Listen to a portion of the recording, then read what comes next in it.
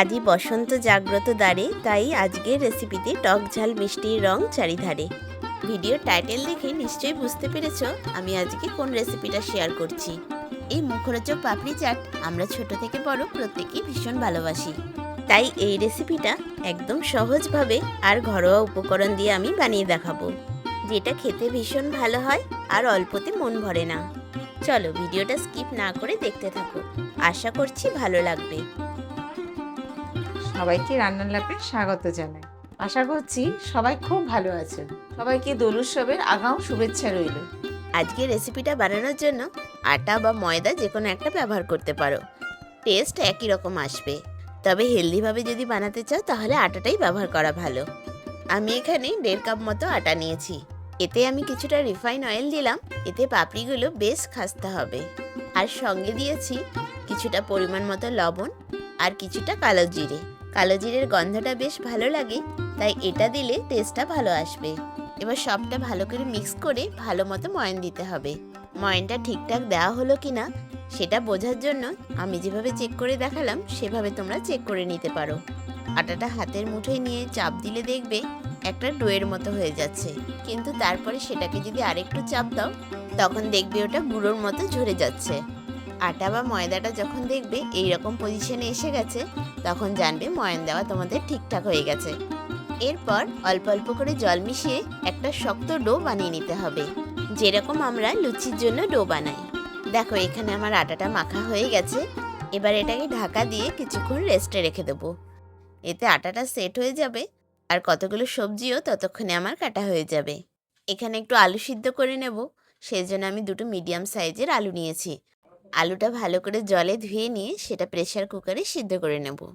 এবার একটা মিডিয়াম সাইজের পেঁয়াজ নিলাম, এটাকেও ছোট ছোট পিস করে কেটে নেব।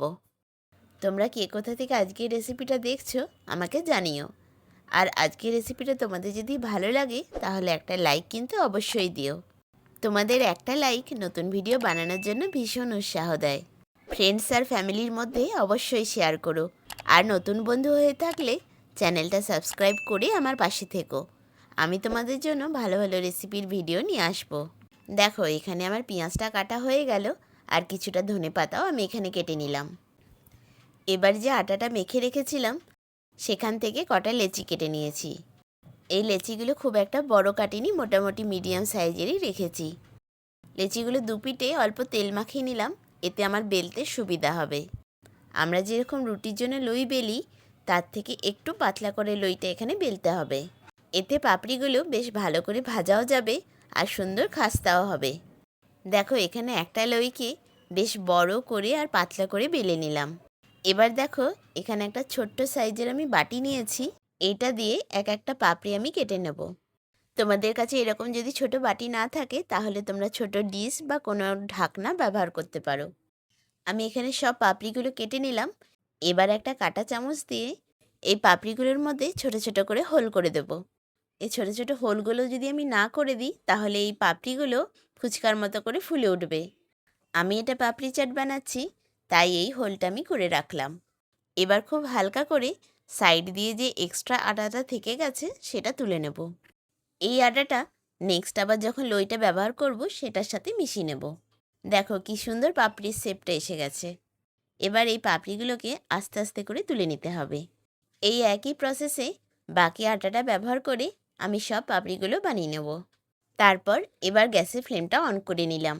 গ্যাসের ফ্লেমটা আমি কিন্তু এখন প্রথমে মিডিয়ামে রেখেছি। একটা কড়াই বসিয়ে নিলাম আর এতে পরিমাণ মতো রিফাইন তেল দিলাম। তেলটা যখন বেশ হালকা গরম হয়ে আসবে তখন সব পাপড়িগুলো আমি ভেজে নেব।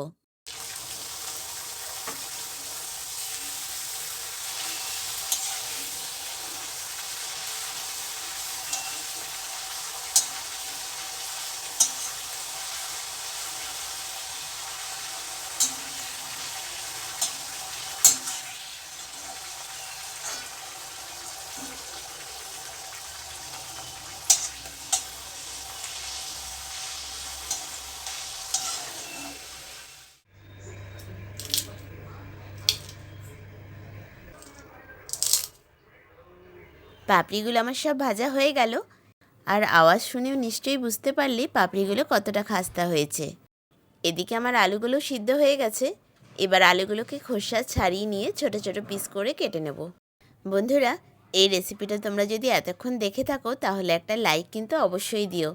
তোমাদের একটা লাইক নতুন ভিডিও বানানোর জন্য ভীষণ উৎসাহ দেয়। ফ্রেন্ডস আর ফ্যামিলির মধ্যে অবশ্যই শেয়ার করো। আর নতুন বন্ধু হয়ে থাকলে চ্যানেলটা সাবস্ক্রাইব করে আমার পাশে থেকো। আমি তোমাদের জন্য ভালো ভালো রেসিপির ভিডিও নিয়ে আসবো। আর আজকের রেসিপিটা তোমাদের কেমন লেগেছে সেটা আমাকে কমেন্টে লিখে জানিও। যদি কোনো সাজেশন থাকে সেটাও জানাতে পারো।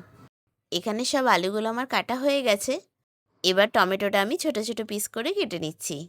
টমেটোটা সম্পূর্ণ অপশনাল, তোমাদের যদি ভালো লাগে তাহলে দিতে পারো, না হলে নাও দিতে পারো। আর এখানে আমি গোটা টমেটো নিইনি, মোটামুটি হাফ টমেটো এখানে আমি ব্যবহার করেছি। টমেটোটা এখানে আমার কাটা হয়ে গেল। এবার প্লেটটা সাজিয়ে নেব। এই দোল উৎসবে আমার মতো করে এই পাপড়ি চাট ঘরে একবার অবশ্যই বানিয়ে দেখো। রং খেলার সাথে যদি রকমারি মুখরোচক রান্না না হয় তাহলে দোল উৎসব যেন ঠিক জমে না। দোল উৎসবে স্পেশাল কোন রেসিপিটা তোমরা ঘরে বানিয়ে থাকো আমাকে জানিও। হোলি স্পেশাল কিছু রেসিপি আমিও শেয়ার করব। এখানে প্রথমে প্লেটে পাপড়িগুলো আমি সাজিয়ে নিচ্ছি। এরপর যে আলুগুলো কেটে রেখেছিলাম সেইগুলো এক এক করে সাজিয়ে নিলাম।